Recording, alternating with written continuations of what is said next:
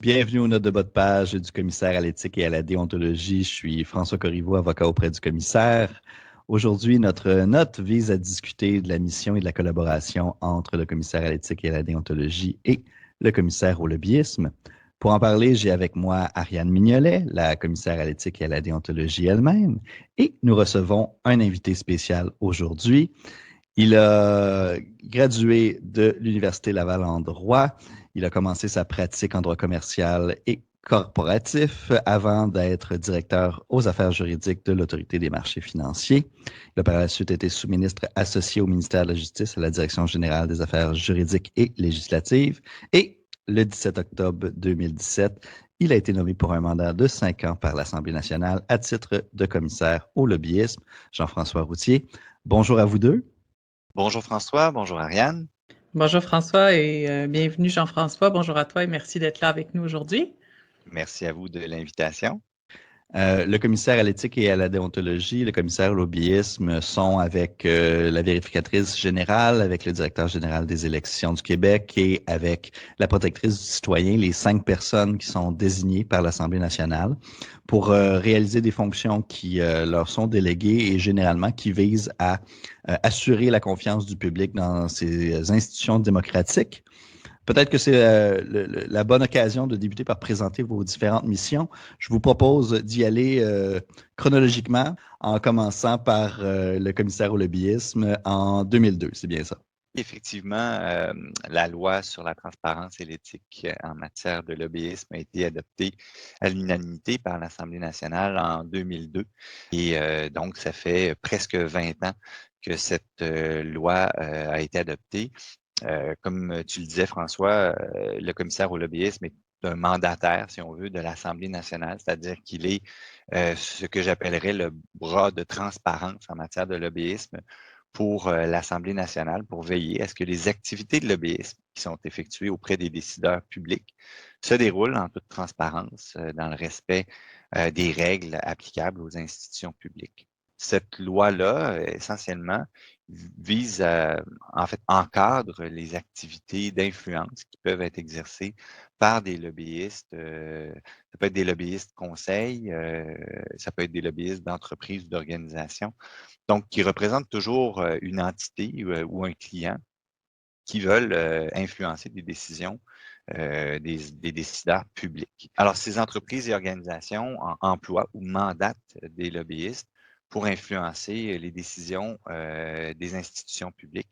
Et la loi vise essentiellement à encadrer la transparence qui est requise de ces activités. C'est-à-dire qu'elle ne vient pas d'aucune façon interdire les activités de lobbyisme. Bien au contraire, elle vise simplement à ce que ces activités-là soient effectuées selon des règles et selon un format, en fait, qui amène la transparence des activités, notamment par leur divulgation au registre des lobbyistes du Québec. La loi est complétée par un code de déontologie et d'éthique applicable aux lobbyistes et il y a également un règlement qui vient compléter certaines dispositions de la loi. Les élus de l'Assemblée nationale ne sont qu'une partie des titulaires de charges publiques qui sont visés par la loi sur la transparence et l'éthique en matière de lobbyisme parce que de notre côté, la couverture est beaucoup plus large. On vise autant le régime parlementaire que gouvernemental ou municipal. Alors, et là-dessus, le commissaire au lobbyisme du Québec est un peu distinct de ses homologues à travers le Canada ou dans d'autres juridictions parce que justement, cette juridiction municipale est intégrée dans notre loi, ce qui fait en sorte qu'on peut avoir un régime qui est pleinement cohérent dans tous les paliers ou à tous les paliers en fait gouvernementaux. Donc, le commissaire au lobbyisme voit à encadrer l'activité des lobbyistes eux-mêmes. Ces derniers vont intervenir auprès d'élus, alors que pour le commissaire à l'éthique et à la déontologie, c'est les élus, c'est leur code. C'est aussi pour le personnel politique. Oui, c'est le code d'éthique et de déontologie des membres de l'Assemblée nationale s'applique donc à tous les membres tous les députés et tous les ministres, plus tous les membres de leur personnel. Donc, il y a des règles qui s'appliquent spécifiquement, des règles qui ont été adoptées par le Bureau de l'Assemblée nationale suite à l'adoption du Code, donc qui s'appliquent aux membres du personnel des députés et des cabinets de l'Assemblée nationale. Et il y a également un règlement qui a donc été adopté, qui lui vise les agissements du personnel qui travaille dans les cabinets ministériels, donc qui assiste les ministres. Donc, le commissaire à l'éthique veille à l'application de ces 3 textes-là, donc le Code, qui est une loi, et les 2 autres règles qui ont été adoptées par la suite. Et dans tous les cas, donc, ça énonce des principes et des valeurs auxquelles les membres de l'Assemblée nationale et leur personnel doivent adhérer. Et ça édicte aussi des règles déontologiques qu'il faut respecter. Donc, en gros, c'est ça, c'est la mission du commissaire de voir à l'application, que ce soit en matière que ce soit par le biais d'avis, donc en matière préventive, ou que ce soit par le biais d'enquête, parce qu'on pense que des règles pourraient ne pas avoir été suivies. Et voilà, donc c'est comme ça que le commissaire remplit sa mission. Évidemment, à travers ça, il y a tout le volet d'information du public. En fait, on parle vraiment, il y a un équilibre qui existe vraiment entre les attentes de la population envers leurs élus et il y a également un principe d'indépendance dont jouissent les députés dans l'exercice de leurs charges. Les principes éthiques, les valeurs et l'ensemble des règles déontologiques encouragent des comportements qui reflètent l'exemplarité, qui aident à prévenir qu'un élu se place dans une situation ou une apparence de situation de conflit d'intérêt et le protège le respect de ces règles le protège de se placer dans une situation qui pourrait être répréhensible. Donc, tout le code se concentre sur la responsabilité des élus. Le commissaire aux lobbyistes, Jean-François, se concentre sur la responsabilité des lobbyistes, mais c'est sûr que ça se rejoint. Le code n'a pas de disposition spécifique sur la conduite à avoir pour un élu qui transige avec un lobbyiste en particulier, mais il prévoit des règles pour prévenir la présence de conflits d'intérêts qui peuvent arriver quand tu rencontres un lobbyiste. Donc ça se rejoint. Effectivement, le point de rencontre, dans les faits, c'est qu'il y a des interactions entre les élus et ceux qui veulent faire valoir leur opinion auprès d'eux. Ce qui est important de noter dans le cas de la loi que j'administre, c'est que ce ne sont pas les activités des élus qui sont ici encadrées. Alors, ce ne sont pas les élus, d'une part, ce sont les lobbyistes qui voient leurs activités encadrées par cette loi-là. Donc, c'est pas les élus que le commissaire au lobbyisme surveille. Je pense que c'est important de le rappeler. Bien qu'on a de grandes attentes envers nos élus, parce que effectivement, c'est une loi qui est adoptée démocratiquement, à l'unanimité par l'Assemblée nationale, et je pense personnellement qu'ils ont un rôle à jouer dans la transparence des activités de lobbyisme au Québec et qu'ils doivent assumer pleinement les attentes des citoyens envers eux, c'est-à-dire d'agir conformément ou de favoriser plutôt la mise en œuvre de cette loi-là. Mais d'aucune façon, comme je l'ai mentionné tout à l'heure, l'objectif de cette loi-là n'est de régir le contenu des conversations, ni la façon de régir le contenu de ces activités. Mais comme le mentionnait Ariane, on est beaucoup plus dans comment ces interactions-là interviennent, quelle sera la réponse, quelle sera la transparence de ces activités ou de ces rencontres. Et il y a là un point de rencontre. En fait, les élus, on a certaines attentes éthiques et déontologiques de leur part du point de vue du Code d'éthique et de déontologie administré par Ariane. Et d'autre part, on a aussi des attentes du côté des lobbyistes pour que les activités soient accomplies correctement et conformément au cadre.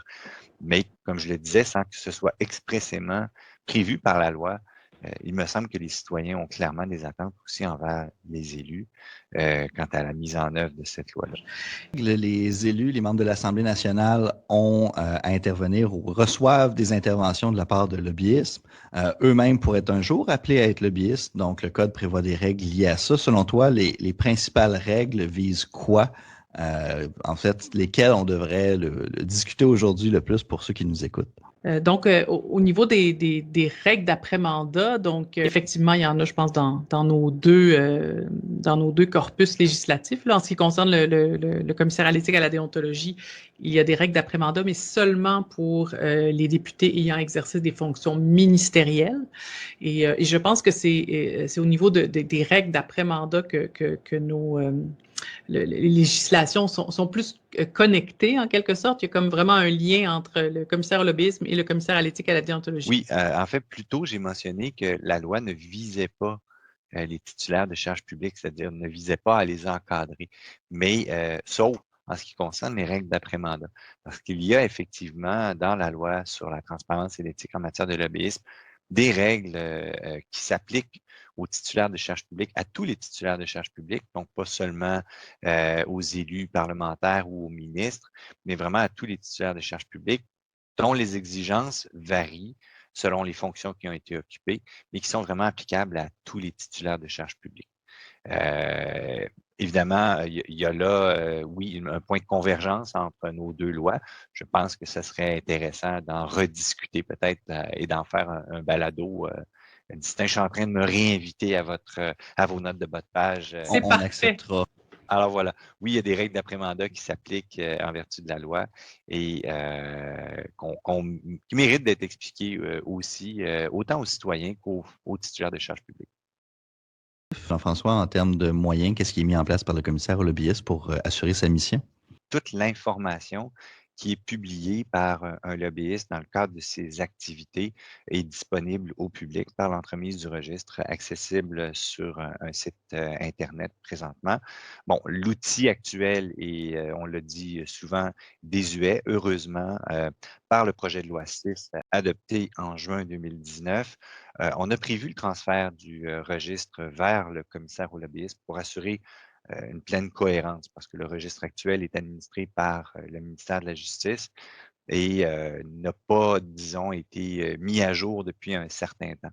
Et donc, le commissaire, par le projet de loi 6, s'est vu confier la mission de créer une toute nouvelle plateforme de divulgation des activités de lobbyisme. Et on va tenter de rendre simple et efficace cet outil-là pour favoriser encore plus la transparence des activités. Rendre l'information publique comme ça fait vraiment partie du processus de transparence. C'est la même chose pour le commissaire à l'éthique et à la déontologie, Ariane, avec les registres des élus qui doivent faire certaines déclarations. Il y a des sommaires produits. Oui, on a un registre public sur les dons qui sont faits. Donc, il y a des règles qui prévoient que les élus qui reçoivent des dons ou des avantages. Il y a un registre, ils doivent déclarer ces avantages, ces dons. Donc, quand ça atteint 200 $ comme valeur, il y a un registre public. Mais je dirais que c'est pas contrairement à ce que Jean-François a expliqué, c'est pas l'axe central. La transparence des registres, ce n'est pas l'axe central de la mission du commissaire à l'éthique et à la déontologie. Il y a l'autre élément qui est public et que tout le monde peut consulter, c'est les sommaires des déclarations des intérêts personnels. Donc oui, les élus doivent compléter à chaque année, doivent divulguer des informations qui sont différemment axées selon qu'on est député ou qu'on est ministre. Donc, évidemment, si on est ministre, on a plus d'informations à déclarer, mais ce n'est pas toute l'information qui est rendue publique, c'est un sommaire. Il y a quand même un équilibre avec la vie privée, donc c'est transmis au commissaire, puis le commissaire exerce un tri de ce qui est rendu public. Enfin, j'exerce oui et non dans le sens où c'est décrit dans le code ce qui est rendu public ou pas, mais ce n'est pas là encore le point central. La façon dont le commissaire à l'éthique et à la déontologie exerce ses fonctions, il y a principalement deux volets. Donc, le volet de la prévention. Donc, on conseille, on accompagne les élus dans l'exercice de leur charge. Donc, on répond à des demandes d'avis, on fait de l'accompagnement, on essaie de prévenir les situations donc en amont. Ça, c'est un très grand, c'est probablement le plus grand volet de la mission du commissaire et ce volet-là est entièrement confidentiel.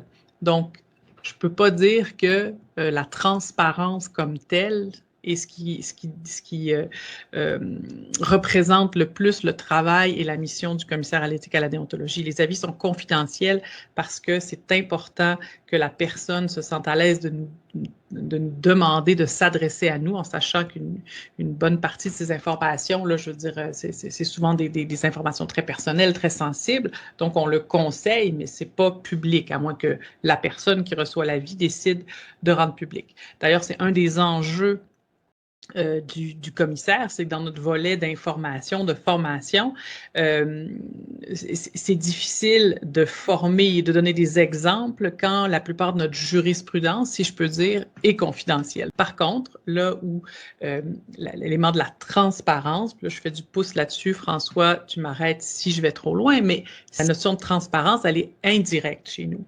D'accord? Donc, le citoyen doit avoir l'assurance que le député, le ministre déclare tout ce qu'il doit déclarer et il y a une totale transparence envers l'institution du commissaire, mais par contre, le commissaire, donc, il doit avoir toute l'information pour faire son travail de prévention ou son travail de coercitif, le cas échéant, mais ce n'est pas toute l'information qui est dévoilée au public. Donc, je parle plus d'une transparence indirecte.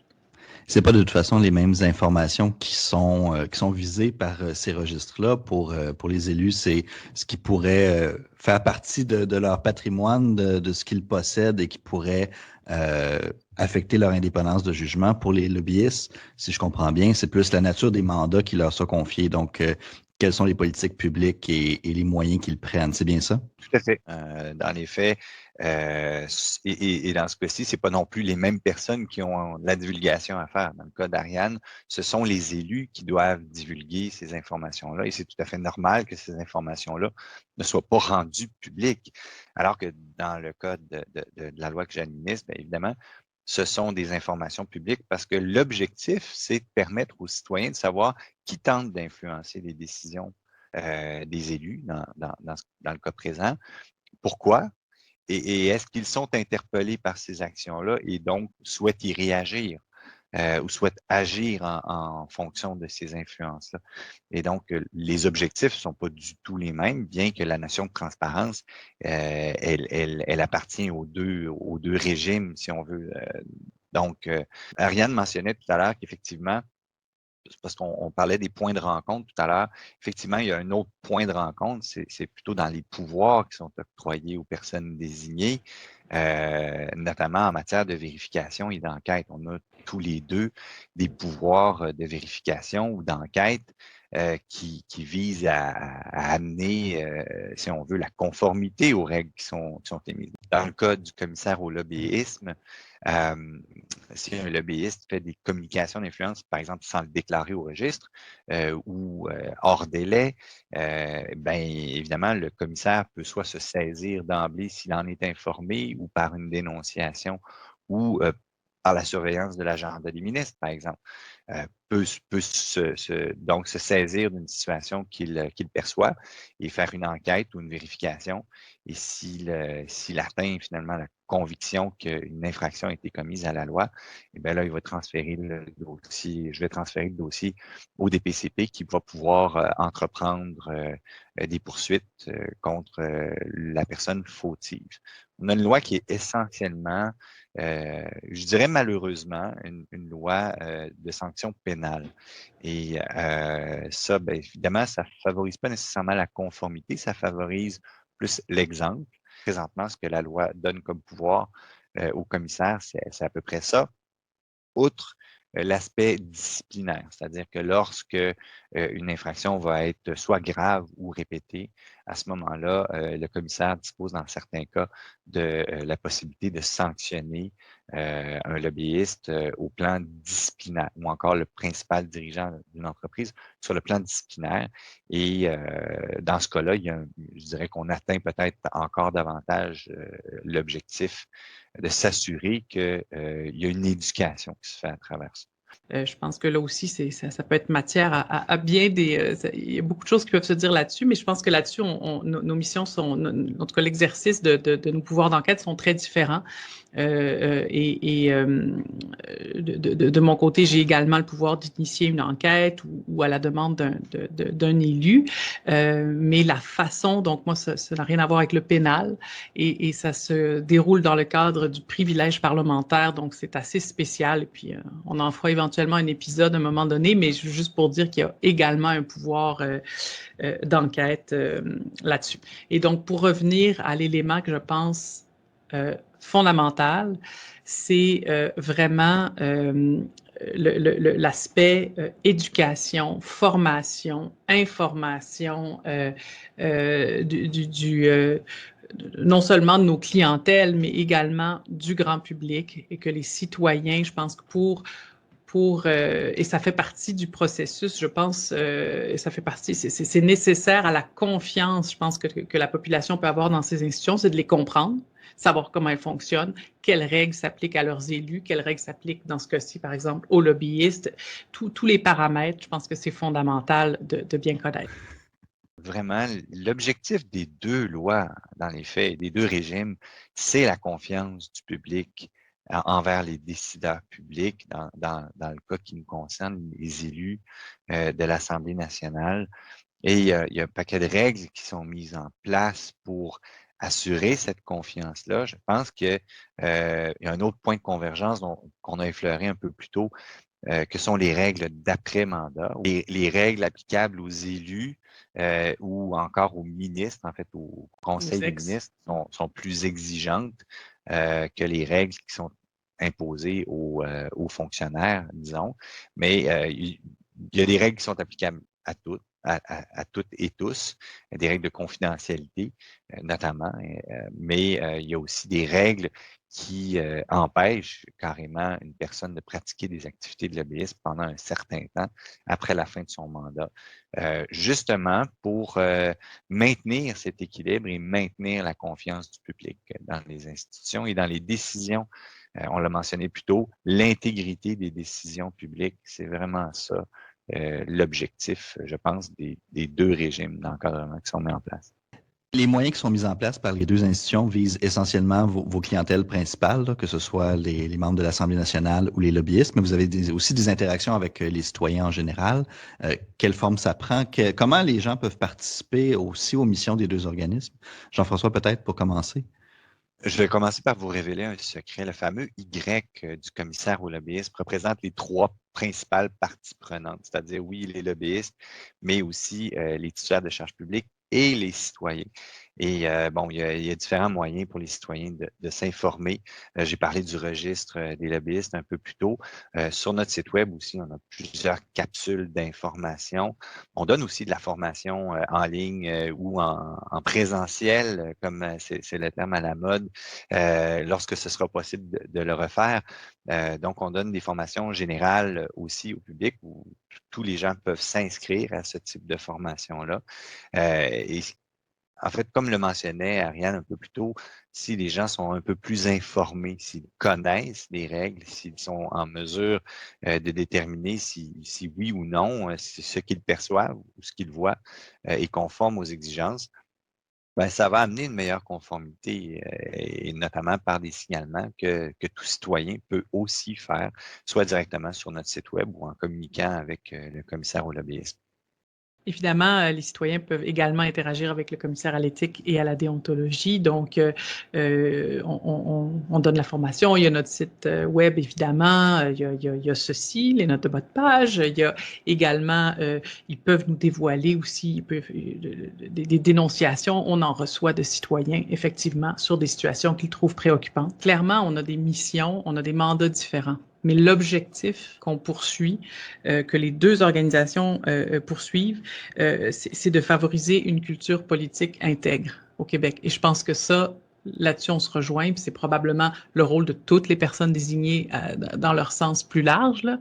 mais spécifiquement, le commissaire au lobbyisme, commissaire à l'éthique et à la déontologie, c'est des lois, c'est des législations qui ont été mises en place parce que c'est des jalons là, vers une politique plus intègre. Et le Québec est vraiment tourné vers ça là, maintenant.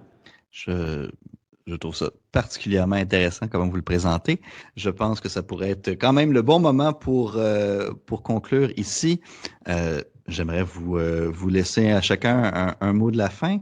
Notre invité, Jean-François, quelle serait la conclusion? Eh bien, d'abord, je tiens à vous remercier de cette belle invitation. C'est toujours un grand plaisir de collaborer avec la commissaire à l'éthique et avec son équipe. Justement, comme on l'a mentionné, je pense que les thèmes de transparence, les thèmes d'intégrité, c'est pas juste des thèmes à la mode, ce sont des éléments fondamentaux pour le respect des droits démocratiques de nos citoyens, pour la confiance des citoyens dans nos institutions. On peut voir ce que ça fait lorsque les institutions sont remises en question. Et je pense qu'on a tout intérêt justement à faire davantage de formation, à donner davantage d'informations, à expliquer les règles, à expliquer pourquoi ces institutions, des institutions comme les nôtres, existent. C'est quoi notre rôle, c'est quoi notre mission.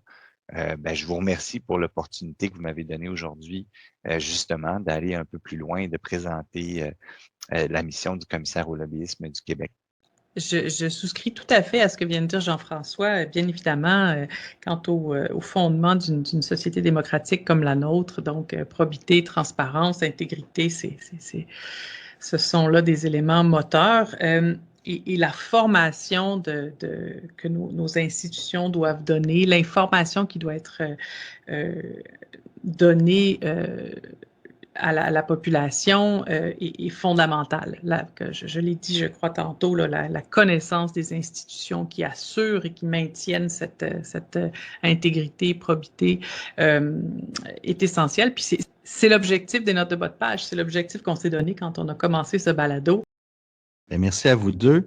Pour ceux qui nous écoutent, si vous avez curiosité et que vous souhaitez avoir plus d'informations sur à la fois le commissaire à l'éthique et à la déontologie ou le commissaire au lobbyisme, on vous invite à aller consulter les sites web des deux institutions. Merci, monsieur le commissaire au lobbyisme, Jean-François. Merci d'avoir participé aujourd'hui. Ariane, comme toujours, un plaisir. Et pour tous ceux qui nous écoutent, merci de nous avoir écoutés et à la prochaine note de bas de page.